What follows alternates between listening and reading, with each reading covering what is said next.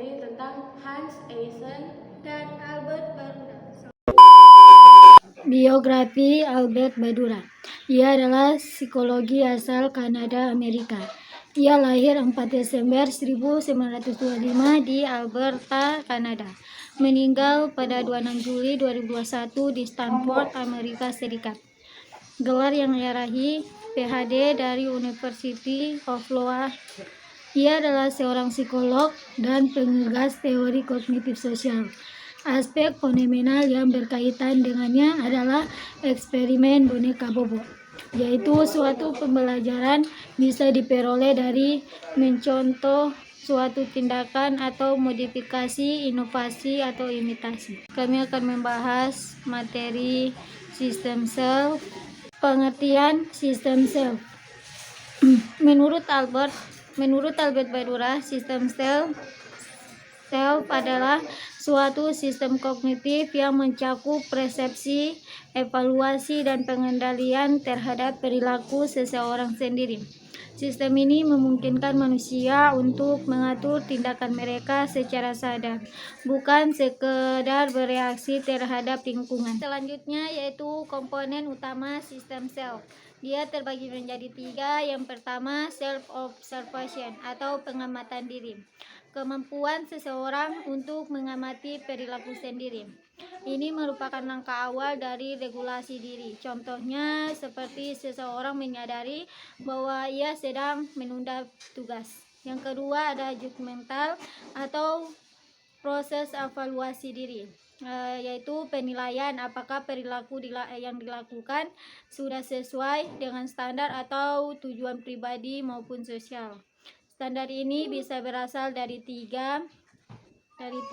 Yang pertama nilai moral pribadi, yang kedua tujuan pribadi, yang ketiga norma sosial atau budaya. Selanjutnya self response atau respon terhadap evaluasi diri. Setelah menilai perilakunya, seseorang memberi respon terhadap dirinya sendiri. Contohnya memberi penghargaan setelah dia merasa puas dan bangga, atau bila sesuai. Yang kedua itu memberi hukuman jika ia merasa bersalah atau kecewa bila tidak sesuai. Fungsi sistem self menurut Bandura. Fungsi yang pertama adalah mengarahkan perilaku, menentukan tujuan dan langkah untuk pencapaiannya. Yang kedua ada mengatur diri atau self-resilience, menilai dan mengendalikan tindakan sesuai standar pribadi atau sosial.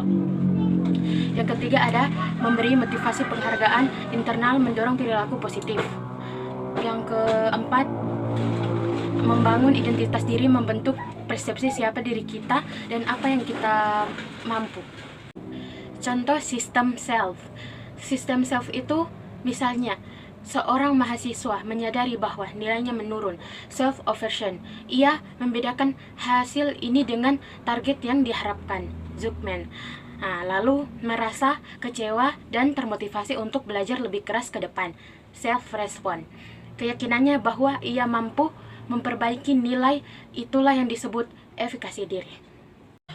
Oke, selanjutnya yaitu peran lingkungan dalam sistem self. Bandura tetap menekankan reciprocal determinism atau determinisme timbal balik, yaitu bahwa perilaku lingkungan dan faktor personal seperti self-system saling mempengaruhi. Contohnya seseorang dengan self-efficacy tinggi akan memilih lingkungan yang menantang, dan dari pengalaman tersebut self-systemnya bisa semakin kuat.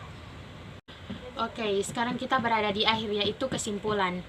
Sistem self dalam teori Bandura adalah dasar dari self-resolution dan self-efficacy yang memungkinkan manusia mengontrol, mengevakuasi, dan memotivasi dirinya sendiri.